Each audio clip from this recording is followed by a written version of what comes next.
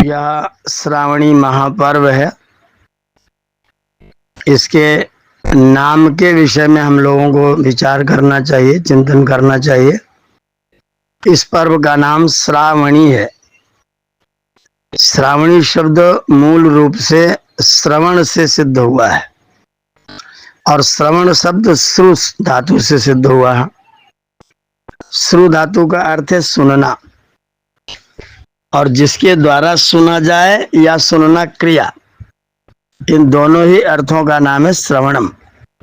जिसके द्वारा सुना जाए वो भी श्रवणम है, और जो सुनना क्रिया है उसका भी नाम श्रवण है।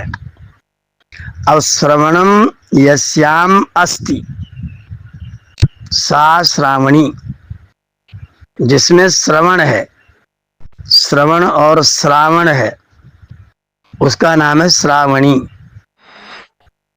महीने का भी नाम श्रवण है। महीने का नाम होने के मूल में श्रवण नक्षत्र है, तो श्रवण नक्षत्र जिसमें विद्यमान है उस मास का नाम है श्रावण, और श्रवण और श्रावण जिसमें विद्यमान है उस पर्व का नाम है श्रावणी।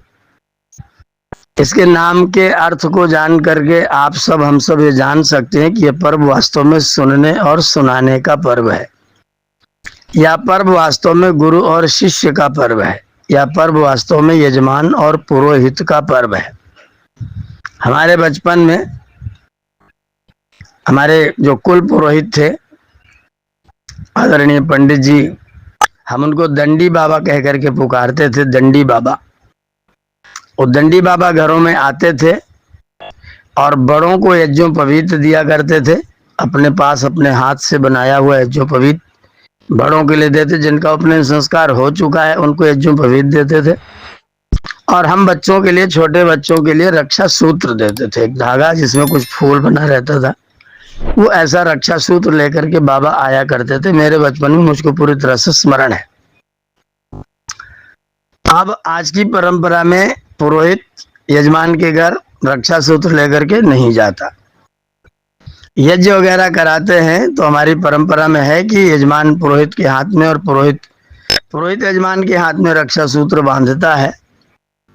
वो रक्षो माचल माचला इस तरह का कोई श्लोक बनाया लेकर के श्लोक बोल करके, और फिर वो रक्षा सूत्र हाथ में बांधता है। ये वास्तव में जो पर्व था, जिससे जैसा कि इसके नाम से विदित है, श्रावणी पर्व है। इसका मुख्य काम है श्रवण और श्रावण करना। वस्तुतः प्राचीन काल में भारतवर्ष में जब गुरुकुलीय परंपरा थी तो सभी प्रकार के परिवारों के बच्चे गुरुकुलों में रहते थे। वो बच्चे वर्ष भर गुरुकुल में ही रहते थे और गुरुकुल में ही उनका पठन पाठन चलता था। जब चातुर्मास का समय होता था, जब चातुर्मास के महीने आते थे, बरसात का महीना आता था, तो गुरुकुलों में, क्योंकि उस तरह के भवनों की व्यवस्था नहीं थी, जब गुरुकुलों में भवन नहीं थे तो सारा गुरुकुल गुरुजनों सहित सब लोग नगरों में, ग्रामों में आ जाया करते थे। तो बरसात के मौसम में गुरुकुल गांव में चलते थे, और जब गुरुकुल आचार्य और विद्यार्थी गांव में आ जाते थे तो उनका तो वेद का पठन पाठन श्रवण श्रावण विद्यार्थियों का गुरुकुल में होता ही था। ग्रामवासी जो होते थे वे लोग भी उस समय प्रातः सायं दोनों समय, जब भी उनकी आवश्यकता हो, जब उनकी इच्छा हो, जब उनकी रुचि हो, तो वो गुरुकुलों में जा करके आचार्यों से अपनी प्रश्न, अपनी जिज्ञासाएं रखा करते थे, और पूरे का पूरा गांव सुनने और सुनाने का पर्व मनाया करता था। तो इस सुनने और सुनाने के पर्व का नाम श्रावणी है। इसके लिए ऋग्वेद में एक मंत्र आया, संवत्सरम शशयाना ब्राह्मणा व्रतचारिणा वाचम पर्जन्य जिन्विताम प्रमंडूका अवादिषु। संवत्सरम शशयाना, एक वर्ष तक शयन करते हुए, ब्राह्मणा व्रतचारिणा, व्रत का आचरण करने वाले ब्रह्मविद लोग, ब्राह्मण लोग एक वर्ष तक शयन करते हुए, वाचम पर्जन्य जिन्विताम, जब बादल, पर्जन्य माने बादल, जब बादल आता था तो बादल की गरज के साथ, बादल की बरसात के साथ, जैसे प्रमंडूका आवादिशु, जैसे मेढक अपनी आवाज निकालते हैं बरसात को देख करके, उसी प्रकार से बरसात को देख करके ये मंडूका मंडिता भूषिता सन्यासिना आचार्या भवन्ति स्म, जो मंडित भूषित आचार्यगण पंडित लोग होते थे वे सब लोग गांव में आ जाते थे। और जैसे बरसात को देख करके मेढक अपनी ध्वनि करता है, बाबा तुलसीदास ने रामचरितमानस में भी इस उपमा का वर्णन किया है। दादुर ध्वनि चहु और सुहाई, वेद पढ़े मानो बटु समुदाय। जैसे बटु समुदाय मिल करके बैठ करके वेद पाठ करता है, ठीक उसी प्रकार से मेढकों की आवाज दादुर ध्वनि चहु और सुहाई, वर्षा ऋतु में चारों ओर सुनाई पड़ रही है। तो इधर मेढक पर्जन्य को, बादल को देख करके अपनी ध्वनि निकालते थे, उधर ब्रह्मचारी बादलों के कारण, बरसात के कारण गांवों में आकर के अपनी वेद पाठ की ध्वनि से उन गांवों को, नगरों को गुंजायमान किया करते थे। और यहाँ पर सुनने सुनाने का अजस्त्र परंपरा चलती थी। इसका नाम होता था श्रावणी पर्व। यह आषाढ़ गुरु पूर्णिमा से प्रारंभ हो जाता था, आषाढ़ मास से प्रारंभ होता था। और जब उनके जाने का समय होता, जब वो बरसात का समय, चातुर्मास का समय व्यतीत होता था, जब आश्विन आ जाता था, तो उस समय पितरों की विदाई होती थी। हमारी परंपरा देखिए, उस समय पितरों की विदाई होती थी। तो पितर का मतलब ज्ञानी, विद्वान, आचार्यगण। वे आचार्यगण जो वनों में रह करके और बरसात के कारण से गांव में आके रहे थे, वे विद्वान आचार्यगण, ब्रह्मचारीगण अब 4 मास व्यतीत होने के बाद, चातुर्मास व्यतीत होने के बाद विदा होते थे।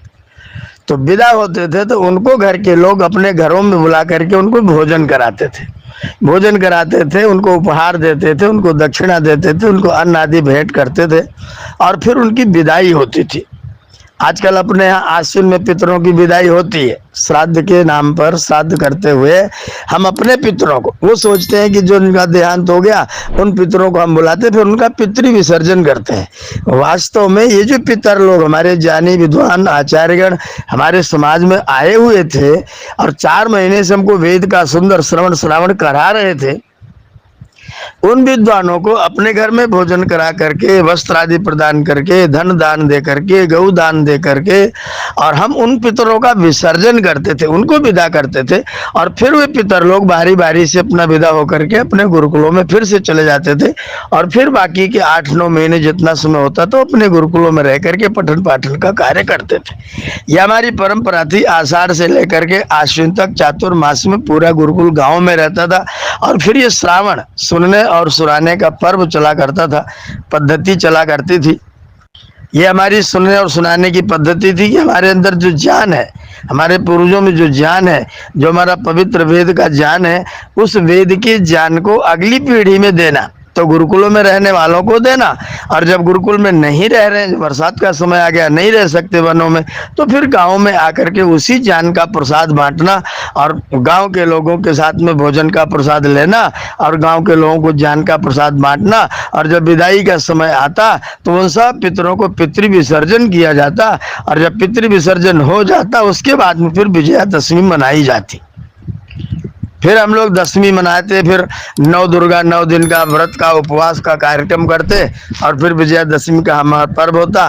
फिर कुछ दिन के बाद में हमारा दिवाली का पर्व होता। तो हमारी पूरी संस्कृति पर्वों की पवित्र परंपरा से भरी हुई है। उसमें एक अत्यंत महत्वपूर्ण पर्व है श्रावणी महापर्व।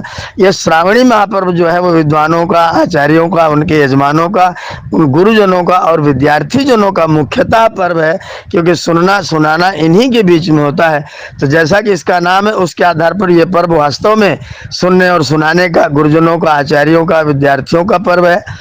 अब हमने बीच में मध्यकाल से कुछ इधर उधर की इतिहास की घटनाएं लेकर के, झूठी मूठी कहानियां लेकर के, कर्मवती और हुमायूं की एक घटना को लेकर के हम लोगों ने व्यवस्था बना दी कि भाई के हाथ में बहन ने राखी बांधी, तब से रक्षाबंधन शुरू हो गया। ये वास्तव में बरगलाने की प्रक्रिया है, वास्तव में ठीक प्रक्रिया नहीं है। आज ये पर्व बहनों और भाइयों का पर्व बन के रह गया है।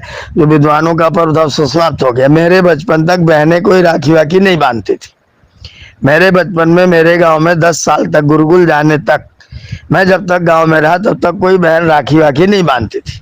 राखी बांधते थे, हमारे रक्षा सूत्र बांधते थे, हमारे विद्वान पुरोहित, कुल पुरोहित, और बड़ों को आकर के उपनयन दिया करते थे। बड़ों को राखी नहीं बांधते थे और बच्चों के हाथ में रक्षा सूत्र बांधते थे और कहते थे बेटे अगर इस संसार में रक्षा होगी तो ज्ञान से रक्षा होगी, तुम ज्ञान के सूत्र के, ये जो सूत्र है ना वो ज्ञान का सूत्र है।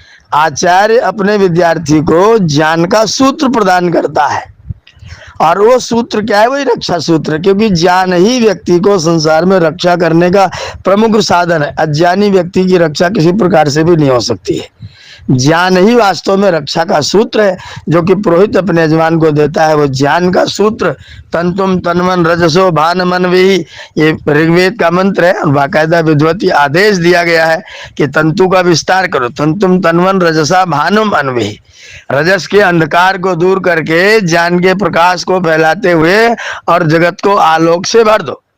तो पुरोहित रक्षा सूत्र बांधता था। उसका पर्व श्रावणी पर्व था। अभी वो पर्व बहनों और भाइयों का पर्व हो गया है और बहनें आती हैं, भाइयों के हाथ में रक्षा सूत्र बांधती है। हमें इस पर्व से कोई ऐसा विरोध नहीं कि बहुत बड़ा अपराध हो रहा है, कोई गलत कार्य हो रहा है। अगर बहनें अपने भाइयों से रक्षा का संकल्प ले रही हैं तो निश्चित तौर पर हमें उसका स्वागत करना चाहिए और भाई को ये संकल्प भी करना चाहिए कि वास्तव में हम अपनी बहनों की रक्षा करेंगे। एक बात मैं विशेष तौर पर अपने नवयुवक और नवयुवतियों से कहना चाहूँगा कि आप रक्षाबंधन मनाइए, इस पर्व को बहनों और भाइयों का पर्व मनाइए, बहुत अच्छी बात है, आप खूब मनाइए। लेकिन एक संकल्प मेरा प्रत्येक भाई, मेरी प्रत्येक बहन ले ले कि इस दुनिया में जिनसे मेरा विवाह होगा उन पति और पत्नियों को छोड़ करके बाकी जो युवक और युवतियां हैं, जो भी युवक युवतियां किसी जात बिरादरी कहीं की भी युवक युवतियां हैं, वो सब मेरे भाई हैं और वो सब मेरी बहनें हैं। अगर आपको रक्षाबंधन ये प्रेरणा दे सके, आज तो ये परिस्थिति, विकट परिस्थिति पैदा हुई है कि चचेरे मौसेरे ममेरे भाई बहन आपस में बच नहीं रहे हैं, उनके अंदर संबंध होने से बचाव नहीं हो पा रहा है। आज बहन घर में सुरक्षित नहीं है, हम रक्षाबंधन मान रहे हैं और बहनें घर में सुरक्षित नहीं है, बहुत बड़े दुर्भाग्य की बात है। अगर वास्तव में आप रक्षाबंधन मनाते हैं तो हर भाई की दृष्टि में संसार भर की हर बहन, उनमें से जो कोई विवाह के बाद पत्नी के रूप में आ जाएगी वह पत्नी हो जाएगी, उसके अतिरिक्त बाकी सब की सब बहनें होंगी। और मैं यदि रक्षाबंधन को वास्तव में सार्थक करना चाहता हूँ तो आप संकल्प ले लें, प्रतिज्ञा ले लें। कल आपके हाथ में राखी बांधी जाएगी, आप राखी बांधते से प्रतिज्ञा कर लें, आज के बाद मैं जब तक जीऊंगा, मैं जब तक इस धराधाम पर इस शरीर के साथ में रहूंगा तब तक मेरी पत्नी होगी और बाकी सभी नारियां जो मेरी माँ की उम्र की हैं सबकी सब मेरी माँ होंगी और बाकी सब युवतियाँ मेरी बहनें होंगी। अगर आपको ये रक्षाबंधन, ये राखी प्रेरणा दे सके, जिसने राखी बांध दिया वो बहन हो गई और बाकी सब जो बाकी बची हो, अगर वो बाकी बची आपके लिए भोग की वस्तु है, अगर आप उनको बहन नहीं समझते हैं, अगर आप उनको केवल स्त्री शरीर समझते हैं तो निश्चित तौर पर आपके रक्षाबंधन को मैं धिक्कारता हूँ। अरे आपके हाथ में किसी बहन ने राखी बांधी है, दूसरी बहन ने, जिस बहन को आप गलत दृष्टि से देख रहे हैं उस बहन ने भी किसी भाई के हाथ में राखी बांधी होगी, उस बहन ने किसी भाई को राखी बांधी, उसकी वो बहन हो गई, आपकी क्या हो गई वो? अगर इस दुनिया में रहने वाली प्रत्येक बहन आपकी दृष्टि में आकर के बहन नहीं बनती है और बहन आपकी कुदृष्टि से सुरक्षित नहीं है तो मैं आपके रक्षाबंधन को और भाई बहनों के इस पर्व को मैं धिक्कारता हूँ। मैं इस पर्व का सम्मान करता हूँ, मैं इस पर्व का आदर करता हूँ। मैं इस पर्व का तब आदर करूँगा, मैं इसको तब मान्यता प्रदान करूँगा जब राखी हाथ में बांधते हुए मेरी बहन, मेरी ही बहन जो राखी बांध रही वो नहीं, जिन बहनों ने राखी नहीं बांधा है वो सब बहनें मेरी बहनें हो जाएं। अगर ये शिक्षा आप प्राप्त कर सकें तो भाई बहन का त्यौहार रक्षाबंधन आपको मुबारक हो, आपका अभिनंदन हो, आपके लिए बहुत बहुत बधाई है इस पर्व के लिए। अगर आप ये संकल्प ले सके, अगर हर बहन बेटी ये संकल्प ले सके कि मैं जिस भाई के हाथ में राखी बांध रही हूँ वही नहीं, इस धरती पर जितने भी युवक हैं वह सब मेरे भाई हैं, मैं उन सब के प्रति भ्राता का ही भाव रखूंगी, मैं सबके प्रति भर्ता का भाव नहीं रखूंगी। भर्ता का भाव केवल एक के लिए होता है, जो व्यक्ति उसकी मांग में सिंदूर देता है, उसको मंगलसूत्र पहनाता है, उसका हाथ पकड़ता है और 3 घंटे तक विवाह की वेदी पर बैठ करके और संकल्प लेता है, वो भाई उसका भर्ता बनता है। बाकी संसार के सब युवक उसके भ्राता बनते हैं। बहनों, राखी बांधो, आपकी राखी का स्वागत है, लेकिन आपकी राखी बांधते हुए आपकी दृष्टि आपके किसी भी युवक के प्रति, किसी बालक के प्रति आपके मन में भ्राता भाव ना आने पाए, आपके मन में भ्राता ही भाव रहे। इस राखी के धागे को थोड़ा विस्तृत करना, इस राखी के धागे को थोड़ा सा विस्तार प्रदान करना। ऐसा कभी न होने पाए कि राखी का धागा आपने किसी के हाथ में बांधा और उसके बाद बाकी सब युवकों के साथ में आपका अगर गलत व्यवहार है, अगर आपकी कुदृष्टि है, अगर उनके अंदर आपका भर्तृत्व व्यवहार है, भ्रातृत्व व्यवहार नहीं है, तो फिर राखी सफल नहीं है। रक्षाबंधन आपका यदि बहनों भाइयों का त्यौहार है तो फिर ये पर्व तभी सफल होगा जब आपने राखी बांधी कि नहीं बांधी। लेकिन हर युवक आपका भाई है, विवाह होने के बाद कोई आपका भर्ता बन जाएगा, वो ठीक है भर्ता रहेगा। विवाह होने के बाद कोई पत्नी आपकी भारिया बन जाएगी, आप उसके भर्ता बन जाएंगे, तो जिसके साथ आपका विवाह हो जाएगा वो आपकी भारिया होगी, बाकी सब की सब उसमें भी आपकी भगिनियां होंगी, आपकी बहनें होंगी। अगर आप अपने रक्षाबंधन को इतना विस्तार दे सके तो ये रक्षाबंधन आपके लिए बहुत बहुत बधाई का स्रोत है। मेरी बहुत बहुत मंगल कामना इस रक्षाबंधन के लिए। ये पर्व वास्तव में श्रावणी पर्व है। अगर आप इस पर्व को कल मनाना चाहते हैं तो प्रातः काल बैठ करके सुंदर संकल्प के साथ किसी ऋत्विक पुरोहित का वर्ण करके, दक्षिणापूर्वक उसका वर्ण करके, और उसके सामने आप दैनिक अग्निहोत्र करें, चारों वेदों के प्रथम और अंतिम मंत्रों का पाठ करें, दैनिक अग्निहोत्र में अपना संकल्प पूर्वक अपनी आहुतियां चढ़ाएं, और आहुति के बाद में संकल्प कर लें कि आज के बाद मैं श्रावणी पर्व को अपने जीवन का अंग बनाऊंगा, और आज के बाद बिना वेद के एक मंत्र का स्वाध्याय किए मैं भोजन आदि क्रिया नहीं करूंगा। कल के पर्व के साथ आप ये संकल्प लें कि मैं वेद का स्वाध्याय करने के उपरांत ही अपने घर में जलपान आदि करूंगा। तो बैठ करके विधिवत किसी ऋत्विक वर्ण करके, किसी पुरोहित का वर्ण करके, दक्षिणापूर्वक वर्ण करके, वस्त्र फल मिष्टान आदि भेंट करके और उस पुरोहित का वर्ण करें, और उसके सामने ईश्वर को साक्षी मानते हुए ये संकल्प करें कि मैं वेद का स्वाध्याय करने का पवित्र व्रत अपने जीवन में धारण करूंगा। भले ही मैं वेद के सीधा साक्षात मंत्रों का अध्ययन नहीं कर रहा हूँ, पर जो वैदिक व्यवस्था की पुस्तकें हैं, हमारे उपनिषदें हैं, हमारी गीता है, हमारे और अनेक धर्म ग्रंथ हैं, उन हमारे धर्म ग्रंथों को हम उनका पाठ करेंगे, उनका अध्ययन करेंगे, उनका स्वाध्याय करेंगे। वेद संदोह, वेद स्वाध्याय, वेद पीयूष, वेद प्रवचन, ऐसी अनेक विद्वानों की पुस्तकें हैं।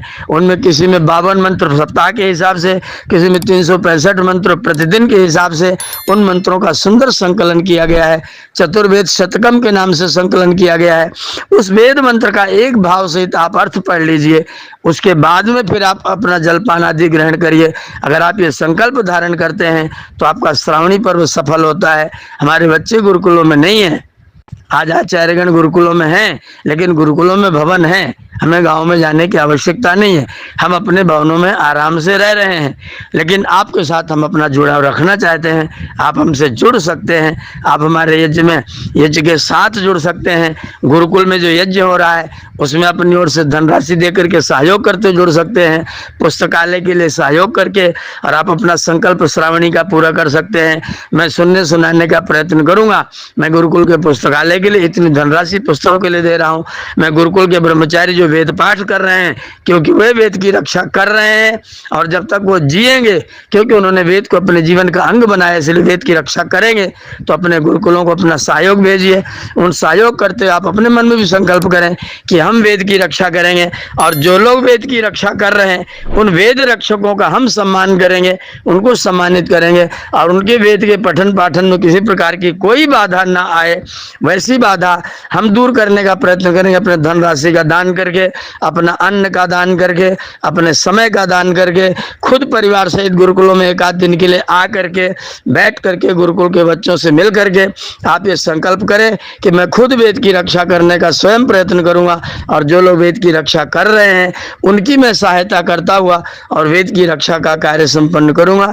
जिसके पास वेद है उसके अंदर वेदना शब्द सिद्ध नहीं होता है। जब तक वेद ना है तभी तक वेदना है। अगर वेद है तो वेदना नाम का शब्द सिद्ध ही नहीं होता है। हमारे जीवन की जितनी वेदनाएं हैं वो सब केवल इसलिए क्योंकि वेद नहीं है। और वेद को पढ़ने पढ़ाने के पर्व का नाम या श्रावणी पर्व है। ये कोई कर्मोती और हुमायूं से नहीं चला है, ये पर्व युगों से चल रहा है। सतयुग, द्वापर, त्रेता, कलयुग, कोई युग नहीं बीता, हजारों लाखों शताब्दियां, हजारों लाखों करोड़ों वर्ष व्यतीत हो गए। ये पर्व चल रहा है, ये सुनने और सुनाने का पर्व है। विद्वान जन अपने यजमानों को सुनाते हैं, आचार्य अपने विद्यार्थियों को सुनाते हैं, हम लोग प्रवचन करने वाले लोग गाँव में, आर्य समाजों में, मंदिरों में जाकर के लोगों को वेद सुनाते हैं। तो वेद के सुनने सुनाने का ये पवित्र पर्व है। आप इस पर्व का स्वागत करें, अपने घरों में कल के दिन प्रातः काल बैठ करके प्रेम से यज्ञ करें। एक वेद मंत्र प्रतिदिन कम से कम न्यूनतम पढ़ने का अपने मन में संकल्प धारण करें और स्वयं वेद पढ़ने की, वेद की रक्षा के लिए अपने घर में पुस्तकालय स्थापित करें। और जहाँ पुस्तकालय, जहाँ वेद पाठी विद्वान ब्रह्मचारी रहते हैं, उन ब्रह्मचारियों के स्वागत सत्कार के लिए उनके लिए दान राशि, धन राशि, अन्न, जल, वस्त्र, जो कुछ भी जैसी आपकी सामर्थ्य है वैसी बेच करके उनको वेद रक्षा करने के लिए उनको प्रोत्साहित कीजिए। ये श्रावणी के पर्व को मनाने का तरीका है। ये आदिकाल से चलने वाला पर्व है, ये कोई नया पर्व नहीं है, ये वास्तव में सनातन पर्व है। ये ना तो नूतन है ना तो पुरातन है, ये सनातन पर्व है। पहले भी था, अब भी है, आगे भी चलता रहेगा। आपसे इस पर्व की महत्ता को समझें, बहन भाई के रिश्ते को निभाएं, उसको भी करें, लेकिन उसके साथ में संकल्प जरूर करें कि जो बहन मेरे हाथ में राखी बांधेगी, वैसी अनेकों बहनें जो समाज में हैं वो सब के सब मेरी सगी बहनों के समान होंगी। और मैं आज के बाद उनको भगिनी की दृष्टि से ही देखूंगा। किसी बहन को मुझे देख करके खौफ पैदा नहीं होगा कि नौजवान आ रहा है कहीं मुझे छेड़ ना दे। ऐसी घटनाएं आपके सामने घट रही हैं। वो कोई बहन ही किसी की होगी, बेचारी डॉक्टर थी, मरीजों की सेवा कर रही थी, रात को ड्यूटी कर रही थी। उस रात की ड्यूटी करने वाली बहन के साथ में वो कोई दरिंदा, हरामी, चांडाल व्यक्ति था, पापी, जो रात को 3 बजे शराब पीने के बाद जाकर बहन के साथ में दुराचार करता है। इन दुर्भाग्यशाली लोगों का सत्यानाश हो, ये मिट जाए धराधाम पर से, इनका नामो निशा मिट जाए, इनकी शक्लें मिट जाए, इनकी सूरतें मिट जाए, इनके शरीर मिट जाए। इस पर्व पर आप ये संकल्प लें कि हमारे रहते हम इन बहनों को अकेले में देख करके अपना मौका नहीं देखेंगे, बल्कि अकेले में इनको देख करके अपनी जिम्मेदारी समझेंगे, अपनी नैतिकता समझेंगे कि इनको सुरक्षित करना हमारा नैतिक उत्तरदायित्व है। अगर आप ये संकल्प हाथ में राखी बांधते नहीं लेते हैं तो फिर आपके धागे का बार बार धिक्कार है, आपके रक्षाबंधन को बार बार धिक्कार है। आप हर बहन को अपनी भगिनी की दृष्टि से देखें। हर बहन, हर युवती अपने भाई को भर्ता भाव से न देखे, भ्राता भाव से देखे। भर्ता और भारिया, पति और पत्नी, कोई एक ही स्त्री और पुरुष संसार में होते हैं, लेकिन भाई बहन पूरा संसार हो सकता है, माता और पुत्र पूरा संसार हो सकता है, पिता और पुत्र पूरा संसार हो सकता है, भाई और भाई पूरा संसार हो सकता है। अगर आप वास्तव में रक्षाबंधन मनाते हैं तो भ्रातृत्व के व्यवहार को संपन्न करिए, भ्रातृत्व को बड़प्पन दीजिए और वेद के पढ़ने पढ़ाने का संकल्प करिए। आपका यह पर्व सफल हो, पूर्ण हो, सिद्ध हो, ऐसी मंगल कामना के साथ आप सबको श्रावणी महापर्व का बहुत बहुत धन्यवाद। ओम।